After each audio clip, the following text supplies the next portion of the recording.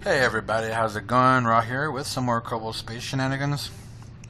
So the other day, while trying to build SSTOs, which I have built a lot of, I was thinking about the newer engines. So we have the Juno engines and we have all these other engines.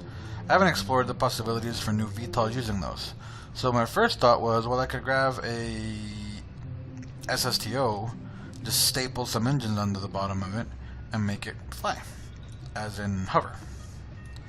Now this thing doesn't work very well at all, and I made a huge mistake. I hadn't seen that these Terrier engines were changed.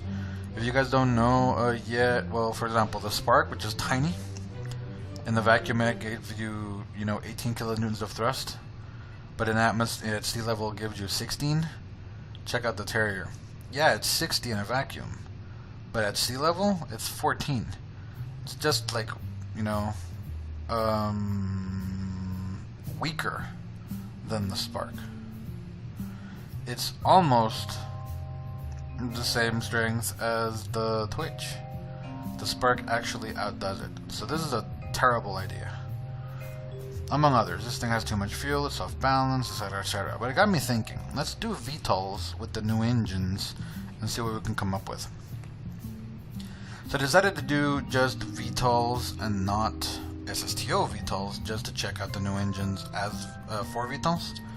And here what I made. So the first one that I'm going to show you, because I'm not going to fly, it's kind of terrible. I decided to see if I can do a VTOL with the fan jet, and I can.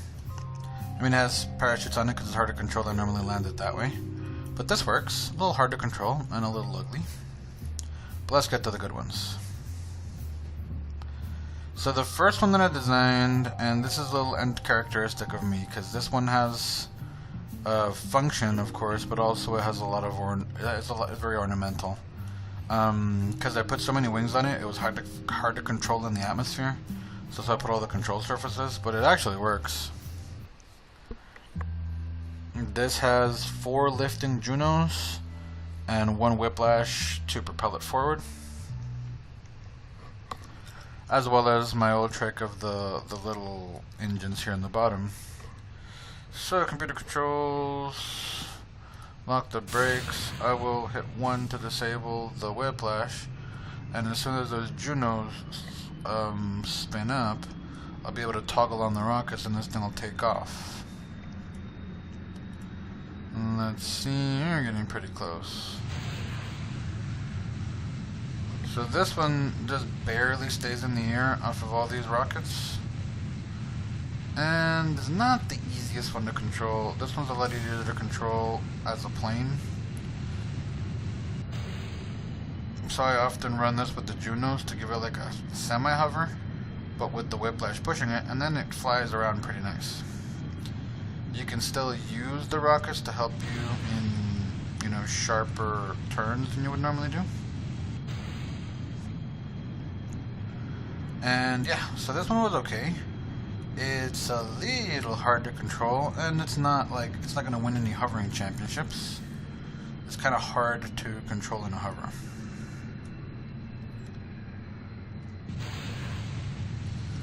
But this got me thinking. Instead of doing these rocket engines on the bottom as I have been for years, I mean literally years, isn't there a new engine that has that afterburner mode?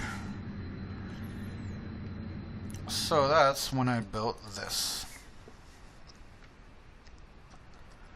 This one actually is harder to control, but it was my first experiments with using the Panther engine to lift. Now it's pretty big, so it has 2 Panther engines. This one does not rely on oxidizer at all for lift, but there was some kind of bug. No matter what I did, the front one would push it up and try to flip it over backwards. So I ended up having to limiter the front one a lot, which throws the lift off. Well, these are on, but anyway. It throws the lift off, and this thing became very hard to control. So what I did is I kept the oxidizer, and I put a lot of these Werner engines for control. And this is what I ended up with. So like the other one, it does take off and fly, but this one's even harder to control. It looks kind of funny in the air because it's pretty big. Also very ornate. So I'll turn off the whiplashes. As you can see, if I don't turn on the RCS, it doesn't work. Actually, I blew something up, didn't I? Yeah, I blew up some of the control surfaces on the back. Not that I really care. So, massive amounts of RCS are being used to control this thing. And it's still pretty weird. Now, with the spacebar, I can turn the Panthers from regular mode into afterburner mode, and that's how I can toggle my lift. Now this one doesn't quite have the thrust to stay at a hover if they're not.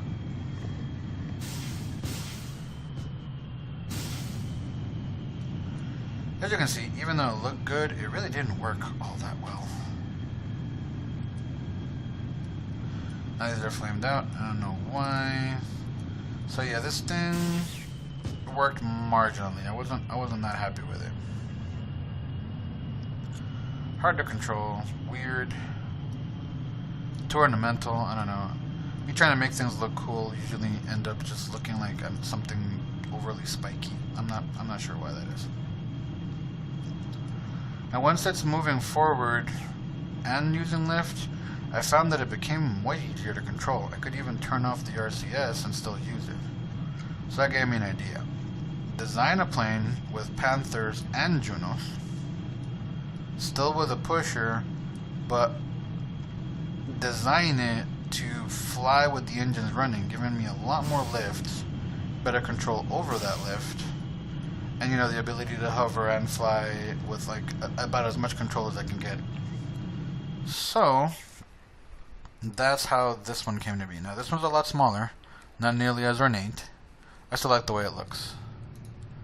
But what I really love about this one is how it flies. It is one of the easiest things to fly that I've ever made. So I'll explain how and why. It has a lot of intakes, but they're kind of necessary because you can fly in so many directions that you flame out. If I'm flying perfectly sideways, I still flame out every now and then. I have these aiming backwards, and these four aiming forward. What's providing the lift is these two little Junos on the side, as well as the Panther here in the middle. As you can see, there are a lot of control wheels. And in the back I have a whiplash, and I'll show you why.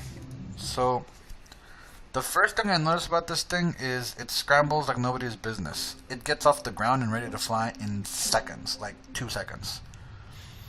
So watch this. Shooter controls, lights, full throttle. I have not actually hit spacebar yet. But there's so many control surfaces I can make it do a wheelie. So I make it do a wheelie and hit the spacebar and watch this. That's it, I'm up. Now I have the Panther's afterburner toggle with the on and off again. I mean with the spacebar. And that allows me to just increase my lift whenever I want. But now with all these engines running, I have tons of lift and pushing and lots of control. So if I want to do, for example, a really hard U-turn, even though I lost most of my forward momentum, doesn't matter. I'm still in the air. Pick up forward velocity pretty good. Let me turn this off and do some fancy flying. I'm recording this live, so I better not crash. Abort! Yeah, so I've been flying through there. I even successfully did it a couple times. I'm going to try it here just because, yep, live recording, why not? Let's do it. I've actually been able to fly through that thing and not hit the VAB on the other side. And let's see if that works out for me. Let's do our high-speed U-turn. See the flame out there? And I'm starting to move sideways, it still flames out. Now that I'm moving forward, everything will work fine. I don't want to come too quick, so I will turn off the Weasley. And let's see.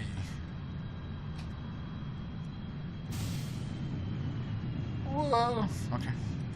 So for example, that kind of maneuvers have not been too unusual while flying this thing. Now, to put it through its regular test, it will do both flying in just VTOL mode like this very well. Its hover point is around here.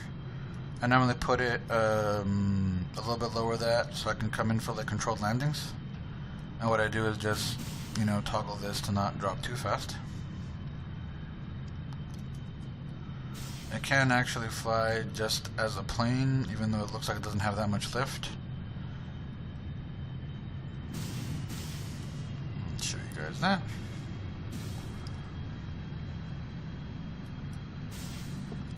There we go. So now it's just the Weasley on. Thrust is picking up. Yeah, we can fly this like a plane. Now, when you have something with this many control surfaces and this few wings, you can kind of out-turn yourself. So you can turn to the point that you're completely stalled and then need to bail yourself out with the Panther.